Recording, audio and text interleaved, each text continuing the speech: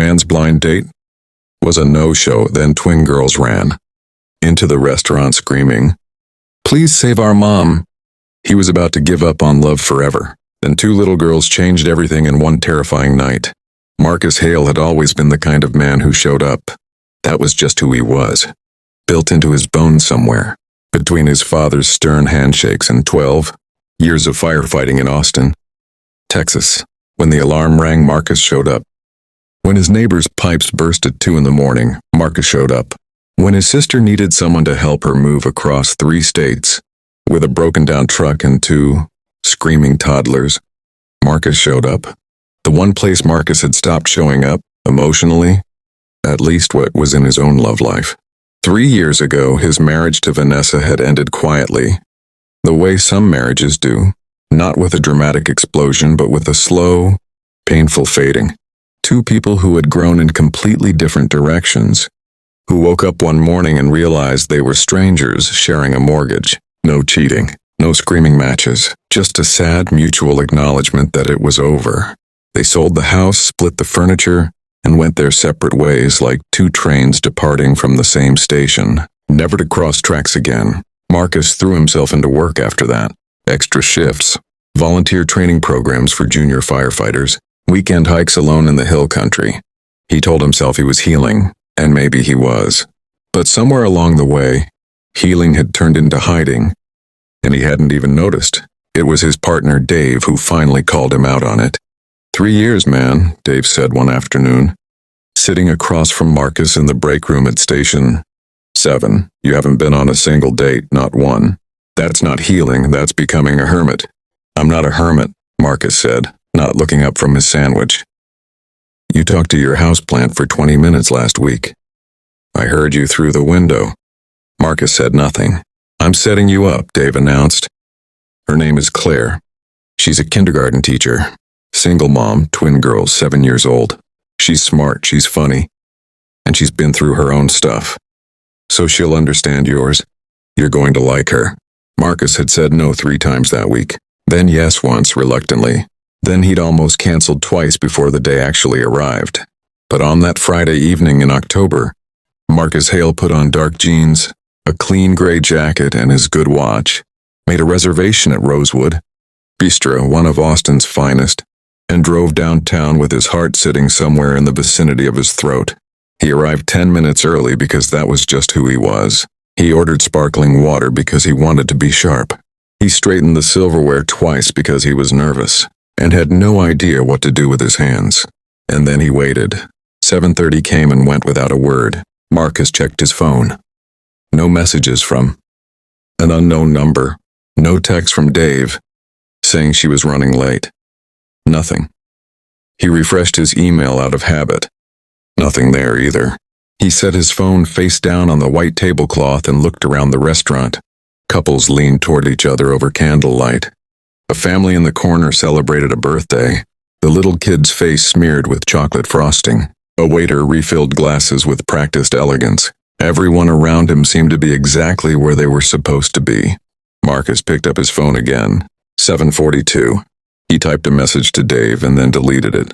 He didn't want to seem bitter. He wasn't bitter. He was just done. This had been a mistake. He should have trusted his instincts and stayed home. He could have watched the game, ordered a pizza, talked to his houseplant. 7:55. He flagged down his waiter, intending to ask for the check for his sparkling water and make a quiet, dignified exit. He had his jacket half off the back of his chair. He had his hand on his phone ready to call an Uber, and that's when the restaurant doors burst open like a thunderclap. The sound made everyone turn. 2 little girls, identical, clearly twins, no older than 7, exploded through the glass doors of Rosewood Bistro like small, terrified rockets. Their floral dresses were wrinkled, their hair wild and half undone, their faces soaked with tears and flushed deep red from crying and running. One wore green, one wore yellow. Both of them looked like they had just escaped something that had genuinely frightened them to their core. The restaurant froze. Every fork stopped midair. Every conversation died instantly. Even the soft jazz playing through the speakers seemed to pause in respect for the sheer panic radiating off these 2 little girls. They scanned the room with wide, desperate eyes, searching, looking for something, or someone, and then the one in the green dress found Marcus. Maybe it was the way he was already standing. Maybe it was the steadiness in his face, the broad shoulders, the instinctive way he had already pushed back his chair and risen to his feet before he'd even consciously decided to. Whatever it was, she chose him. She ran across the entire restaurant, dodging tables and waiters, and grabbed his arm with both her small hands. "Please, you have to help us. They're hurting our mom." The words hit Marcus like a defibrillator to the chest. Hey, I've got you." He was already kneeling, dropping to their eye level, his voice low and controlled the way he'd been trained to speak to frightened people in crisis. "Look at me. I'm right here. What's happening?" "Where is she?" "Outside, in the parking lot." A man grabbed her. The girl in the yellow dress had caught up now, and she grabbed his other arm, sobbing so hard she could barely get the words out. "She told us to run inside and find a safe person. She said find someone safe, and then we found you." Something ancient and instinctive moved through Marcus in that moment. These children had looked at him, a complete stranger, and decided, with the pure and terrifying faith that only children possess, that he was safe, that he would help, that he would not let them down. He stood up. "Call 911 right now," he said sharply to the hostess, who was already reaching for the phone. "Tell them there's an assault in progress in the parking lot." He was through the doors before she could respond. The night air outside was cool and sharp. The parking lot of Rosewood Bistro was well lit but deep, rows of cars, stretching back toward a line of oak trees at the far edge of the property. Marcus's eyes swept the space with trained efficiency, the way they swept a smoke-filled building, systematic, calm, thorough. He found them in 15 seconds.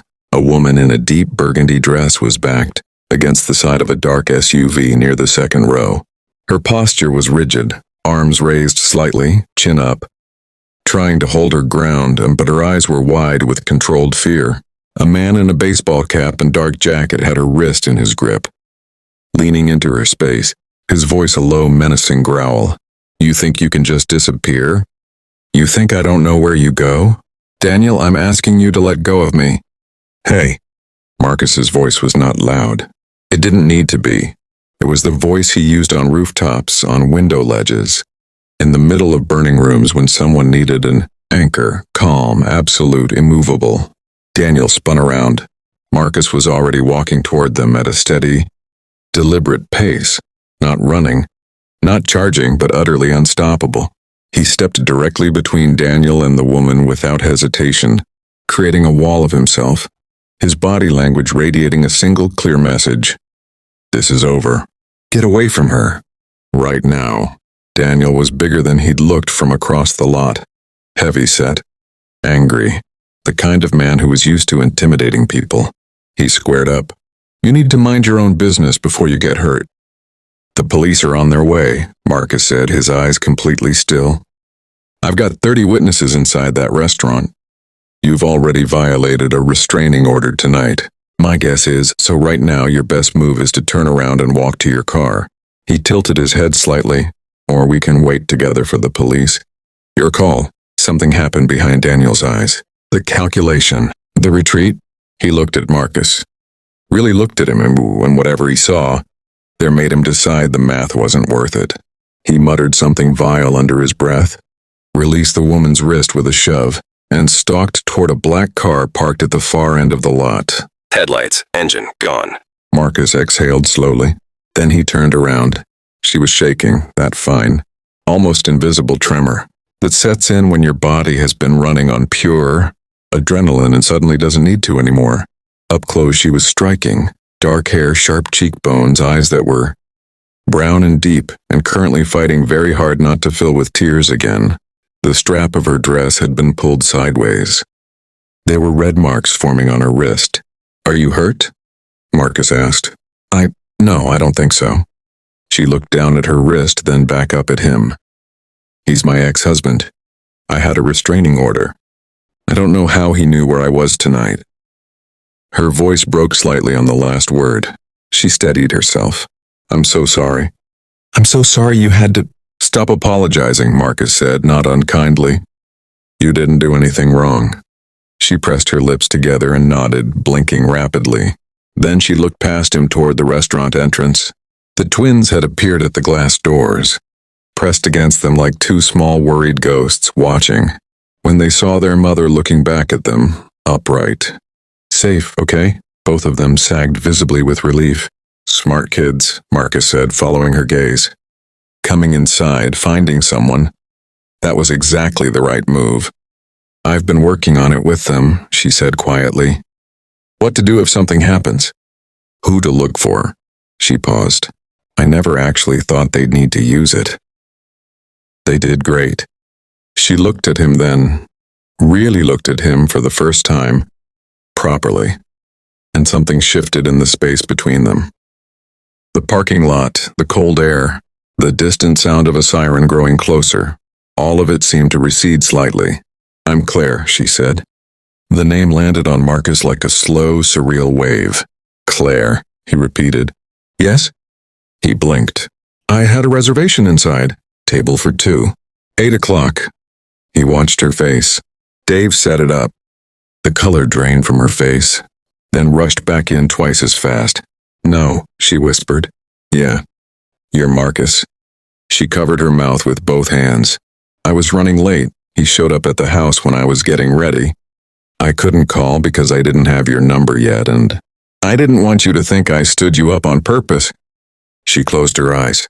This is genuinely the most catastrophic first impression any human being has ever made. Marcus was quiet for a moment. Then he said, I've pulled people out of burning buildings wearing nothing but a bathrobe. I once talked a man off a water tower for 6 hours in the rain. He paused. You're not even in the top 5 of my most intense Fridays. She laughed. It came out surprised and slightly broken and completely, perfectly genuine. The kind of laugh that escapes you before you can stop it. And it was, Marcus thought, one of the best sounds he had heard in a very long time. The police arrived. Claire gave her statement steadily and clearly, the tremor in her hands gradually fading as the minutes passed. The restraining order violation was documented. An officer took photographs of her wrist. 2 patrol cars were dispatched to follow Daniel's vehicle. Another officer offered to escort Claire home. Through all of it, Marcus stayed. He sat on a bench near the entrance with Lily and Lucy, he learned, their names within the first 4 minutes, and patiently answered their avalanche of questions. Are you really a firefighter? Have you ever saved a cat from a tree? Can you hold your breath for a really long time? Do you know how to fly a helicopter? Could you beat a bear in a fight? Depends on the bear, he told them seriously, and both girls dissolved into giggles. When everything was settled and the last police car had pulled away, Claire stood by her car in the emptying parking lot. Her twins buckled into the back seat, the night quiet around them at last. She looked at Marcus for a long moment. I owe you a dinner, she said finally. A real one. No drama, no parking lot emergencies, no ex-husbands. Just food and conversation like normal people. You don't owe me anything, Marcus said. I know I don't, she said. I want to.